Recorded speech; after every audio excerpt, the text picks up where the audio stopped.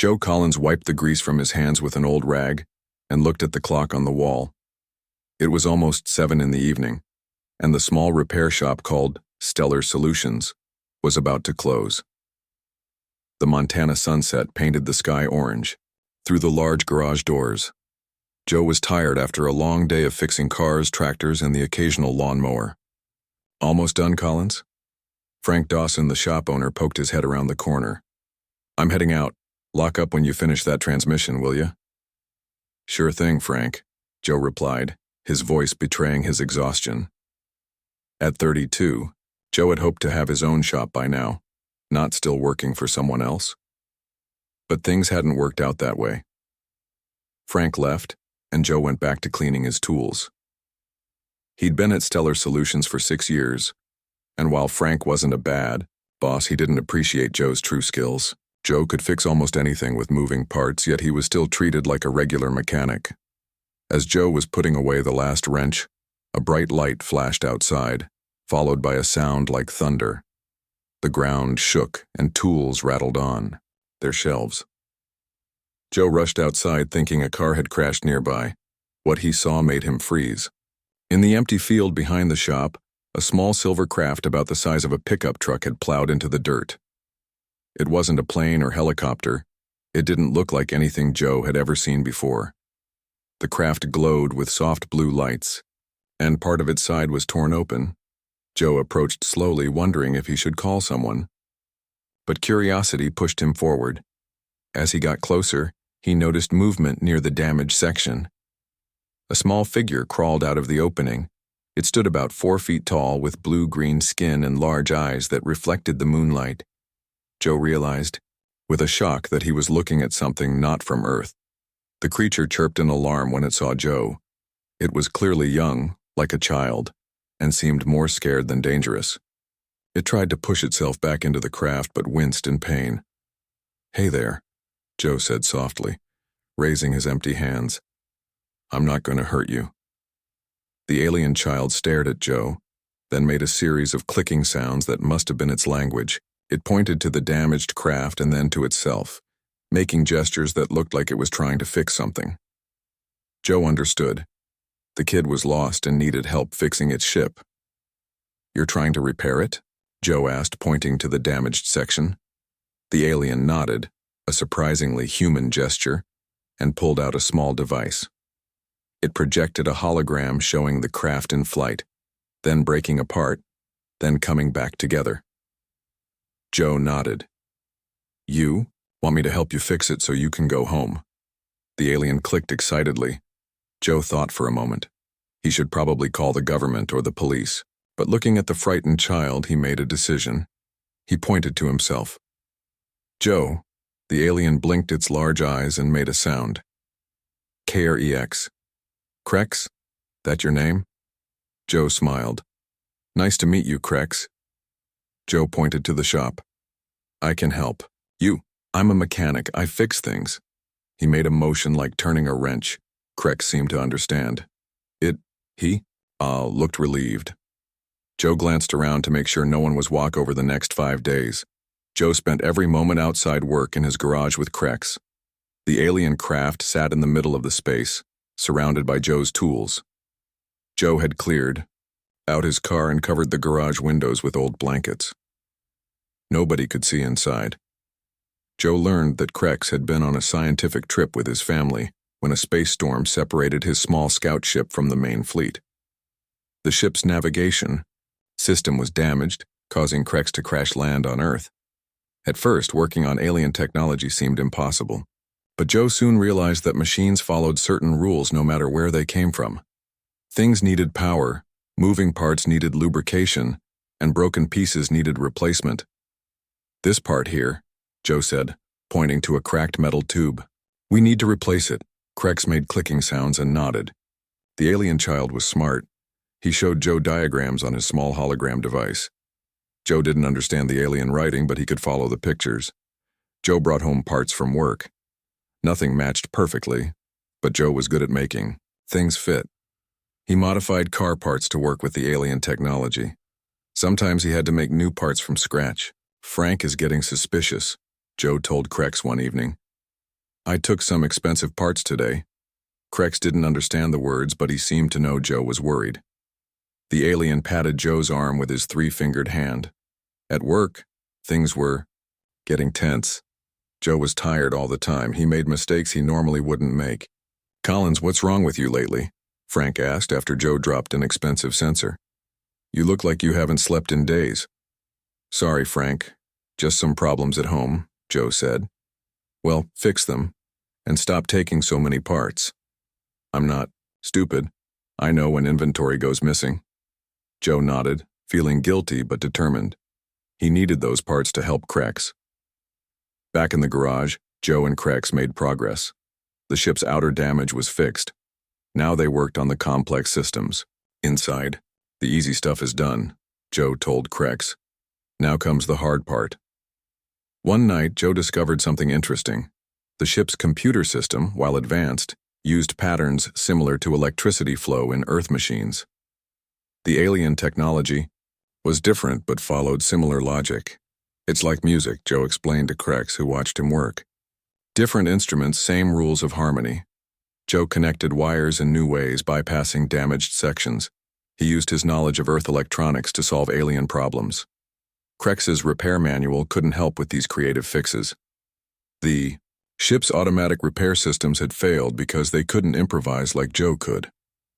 As they worked together, Joe and Crex developed a friendship without words. They communicated through gestures, drawings, and the shared language of mechanical work. Crex learned to hand Joe tools before he asked for them.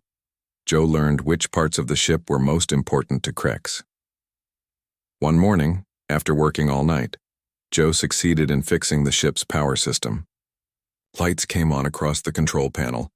Crex jumped up and down, making happy clicking sounds. "We did it, buddy," Joe said with a tired smile. "Progress." Driving to work that day, Joe nearly fell asleep at the wheel. He was exhausted but happy. The ship was almost 50% repaired. But when he arrived at the shop, Frank was waiting with an angry look. "In my office, Collins. Now." Joe's heart sank. He knew what was coming. Frank had discovered more missing parts. Joe would have to choose between his job and helping Crex, but in his heart he already knew what he would choose. Some things were more important than a paycheck. Hing then pointed to the craft. "We need to hide this. Can it move at all?" Crex touched the side of the craft and it hovered slightly above the ground. Joe nodded in approval. "Okay, follow me. Let's get you into my garage at home. It's not far and nobody will see us there." As they moved slowly toward Joe's truck with the alien craft hovering just behind them, Joe wondered what he was getting himself into. But something told him this was the right thing to do. This child needed his help, and Joe Collins was a man who fixed things, even if those things came from the stars. Frank's office was small and cluttered with papers. The walls were covered with car posters and certificates. Joe stood in front of Frank's desk, trying not to look as tired as he felt. "What's going on with you, Collins?" Frank asked, his voice hard. "You've been a good worker for years. Now suddenly you're taking parts, coming in late and looking half dead." Joe shifted his weight from one foot to the other. "I've been working on a big project at home." Frank leaned forward. "With my parts that cost real money? I was going to pay for them," Joe said, knowing it sounded weak. His bank account was almost empty. He couldn't actually afford the expensive parts he had taken. Frank pulled out a box from under his desk and opened it. Inside were receipts and a list of missing items. Fuel injectors, computer chips, specialized tools, wire bundles, Frank read from the list. "Over $5,000 of inventory, Joe. That's not borrowing, that's stealing." Joe's stomach dropped. He hadn't realized it had added up to so much. "I can explain," Joe started, but he couldn't tell the truth. Who would believe he was fixing an alien spacecraft? "I'm waiting," Frank said, crossing his arms. Joe tried to think of a good lie but couldn't. His tired brain wouldn't work. "I can't tell you exactly what it's for," Joe finally said, "but it's important. More important than you can imagine." Frank's face turned red. "More important than your job? More important than honesty?" Joe looked Frank straight in the eyes. "Yes, it is." The silence in the room was heavy. Frank stood up slowly. "Clean out your toolbox, Collins. You're done here." Joe wasn't surprised, but the words still hurt. "Frank, Save it." Frank held up his hand. "I trusted you for 6 years. Whatever you're doing better be worth throwing that away." 20 minutes later, Joe loaded his personal tools into his truck. Some of the other mechanics watched but didn't speak to him. Joe had worked with these men for years, but now he felt like a stranger. On the drive home, Joe felt both sick and relieved. He had lost his job, his income, and probably his reputation in town. But now he could work on Crex's ship full-time. When Joe arrived home, Crex was waiting in the garage. The alien seemed to sense Joe's mood and made a questioning sound. "I got fired," Joe told him, setting down his toolbox. "Lost my job, but now I can help you all day." Crex didn't understand the words, but he patted Joe's arm in the way he did when trying to be comforting. Joe smiled despite his worries. "Let's get back to work. The communication system is next." They worked through the afternoon and into the night. Without the need to go to work the next day, Joe pushed himself harder. By morning, they had made huge progress. The ship's communication system came online with a series of beeps and flashing lights. Crex jumped with excitement. He pressed buttons on the control panel, and a holographic screen appeared in the air. Crex spoke into some kind of microphone, making fast clicking sounds. The message went out into space. "You're calling your people," Joe said, understanding. "Good. They need to know you're okay." Crex pointed to a screen showing dots moving across what looked like a map. One dot was blinking. "Is that your family?" Joe asked. "How far away are they?" Crex made a gesture with his hands spread wide. "Very far," Joe guessed. "Will they come get you?" Crex nodded, his large eyes blinking. He pointed to the calendar on Joe's garage wall, then held up 7 fingers. Joe woke up on his living room couch to the sound of knocking. He had fallen asleep there after working on the ship all night. The clock showed it was just past noon. The knocking came again, louder this time. Joe got up and looked through the window. A black SUV was parked in his driveway. A woman in a dark suit stood at his door. Joe's heart beat faster. He quickly went to the garage and made sure the door to the house was locked. Crex was working on the ship's navigation system. "Someone's here," Joe whispered, putting his finger to his lips. "Stay quiet." Crex seemed to understand and ducked down behind the ship. Joe went to the front door and opened it. The woman showed him a badge.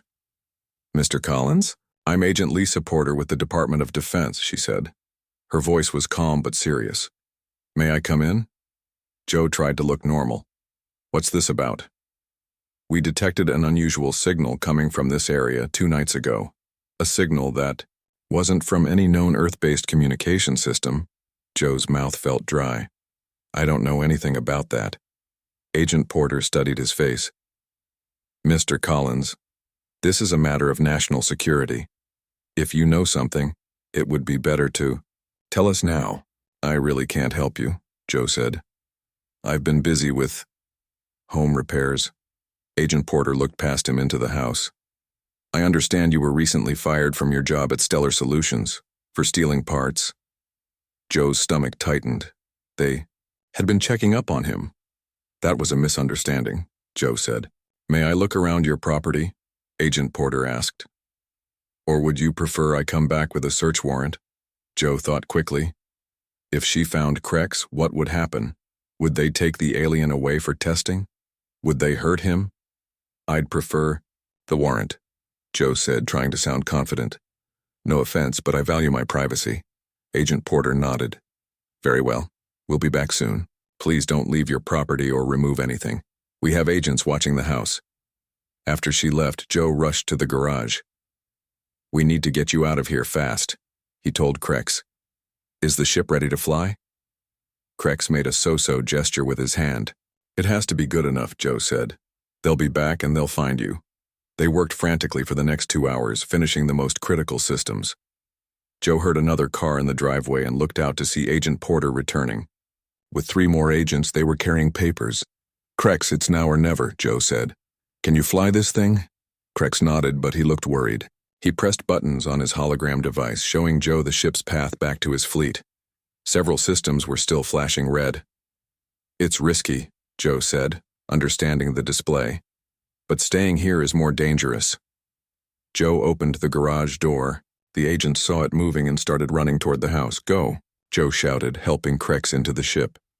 Before closing the hatch, Krex reached out and pressed something into Joe's hand, a small round metal device with glowing blue symbols. The ship's engines hummed to life. Agent Porter and the others reached the garage just as the ship began to rise. They stopped, staring in shock.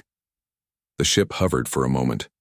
Krex appeared at a small window and placed his hand against it. Joe raised his hand in return, saying goodbye.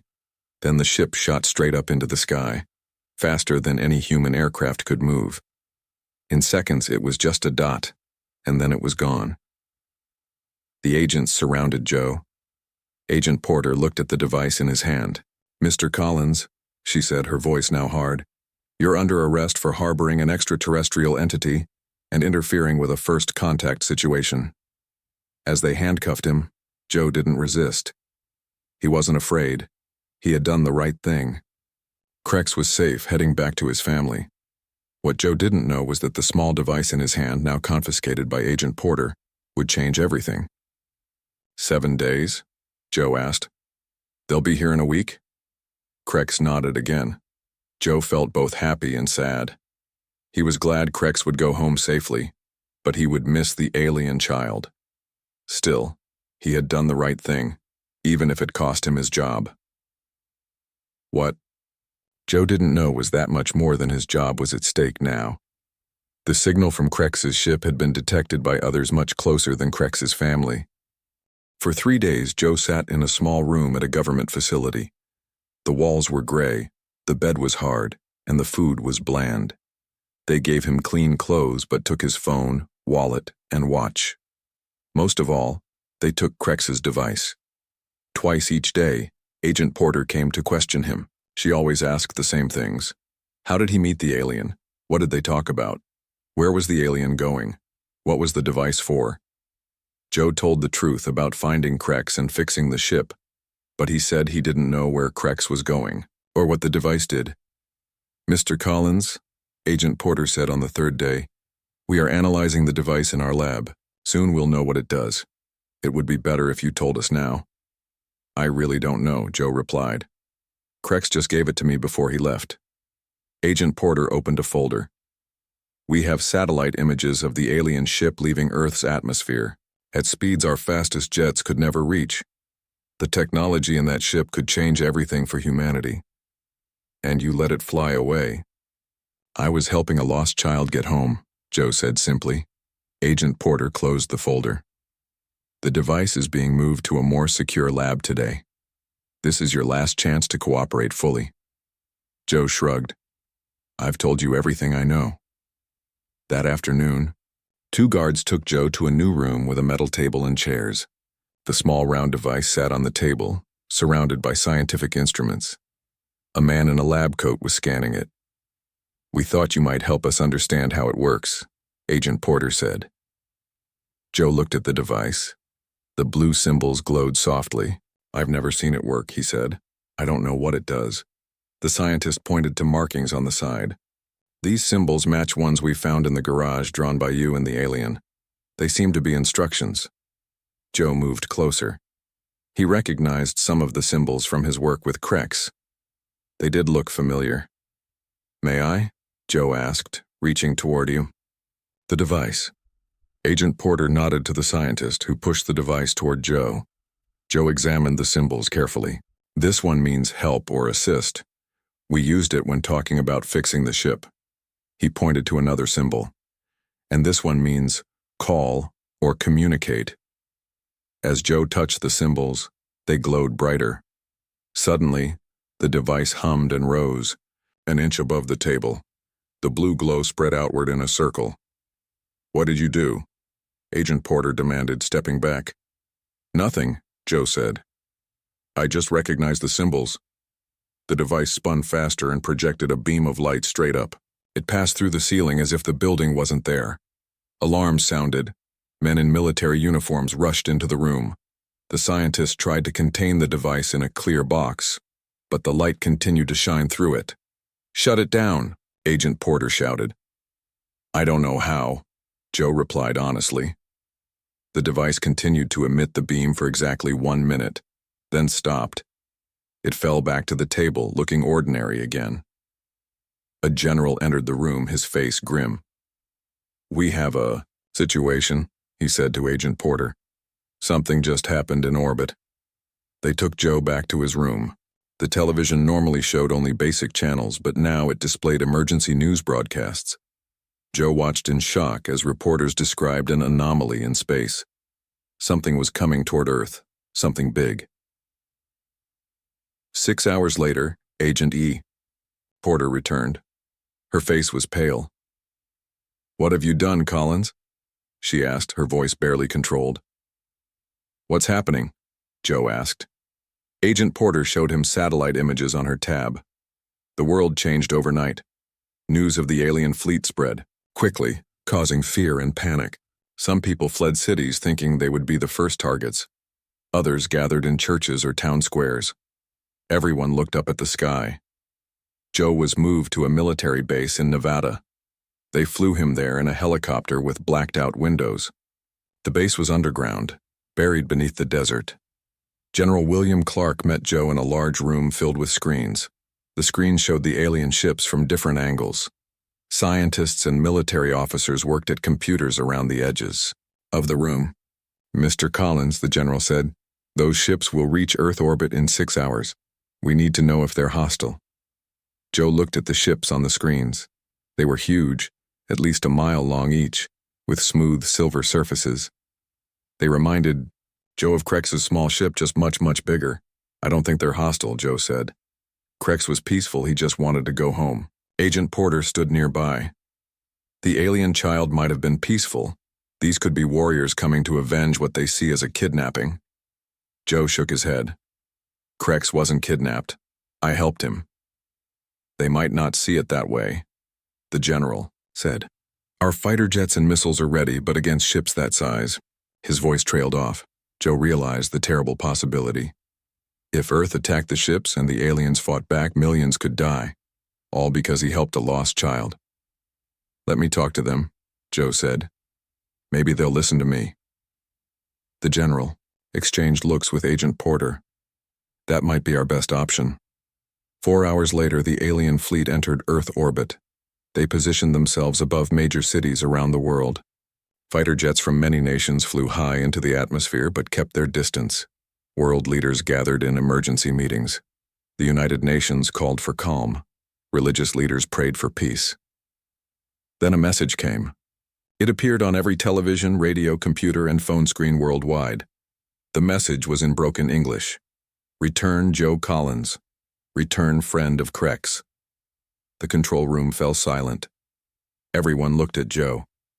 "They know your name," Agent Porter whispered. "They came for you," the general added. Joe felt a strange mix of fear and relief. "They're not here to attack. They want to meet me." The general pointed to a screen showing one of the alien ships. "That's not a diplomatic vessel, that's a war fleet." "But they haven't attacked," Joe pointed out. "And they won't, unless you give them a reason." The president called. Joe could hear only the general's side of the conversation. "Yes, sir. He's here. They specifically asked for him. I understand the risks." The general hung up and turned to Joe. "The president has authorized direct contact. We're sending you up." 2 hours later, Joe sat in a small aircraft designed for high-altitude flight. He wore a communication headset and a flight suit. The plane would take him high enough to be picked up by one of the alien ships. "Remember," the general told him before takeoff, "you represent all of humanity now. The fate of our planet may depend on what you say and do." Joe nodded, trying to stay calm. He was just a mechanic from Montana. Yesterday he was a prisoner. Now he was humanity's ambassador to an alien civilization. As the plane climbed through the clouds, Joe thought about Krex. The alien child had trusted him. Now Joe needed to trust Krex's people. The alien ship grew larger in the window. It was beautiful and terrifying at the same time. A section of the hull opened, revealing a bright light from within. "I'm being brought aboard," Joe reported through his headset. "Wish me luck." The small plane was pulled into the light by an invisible force. The last thing Joe heard from Earth was the general's voice. "God help us all. Let." Joe's mouth fell open. A fleet of ships was approaching Earth. Not small ships like Krex's, but massive vessels that dwarfed anything humans had ever built. Dozens of them, arranged in perfect formation. "The device," Joe whispered, finally understanding. It wasn't a gift. It was a beacon. Joe's small plane settled gently onto the floor of a vast hangar inside the alien ship. The hangar could have held dozens of planes its size. The doors closed below him, and air filled the chamber. A soft voice spoke in his headset. "Air is safe, for breathing. You may exit." Joe was surprised to hear English. He slowly opened the plane's door and climbed down. 3 aliens waited for him. They looked like adult versions of Krex, taller, with darker blue-green skin and more elaborate clothing. One wore what looked like a uniform with symbols that might indicate rank. "Joe Collins," said the one in the uniform. "I am Admiral Zexithuri, father of Krex. Welcome." "You speak English," Joe said, amazed. "We learned from monitoring your broadcasts, and from what Krex told us." The Admiral gestured for Joe to follow. They walked through corridors of gleaming metal. The ship hummed with power. Other aliens they passed stopped to look at Joe. Some made gestures that might have been signs of respect. They entered a large room with a window that showed Earth below them, blue and beautiful. A small figure waited there. "Krex?" Joe said with a smile. The alien child ran to Joe and hugged him around the waist. Joe patted Krex's head gently. "My son has told us everything," Admiral Zexithari said. "How you found him, how you fixed his ship when our own repair systems failed."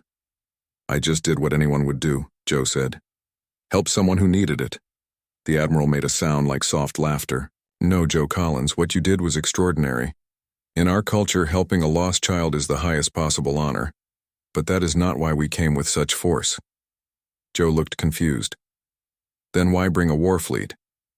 "This is not a war fleet." The Admiral explained.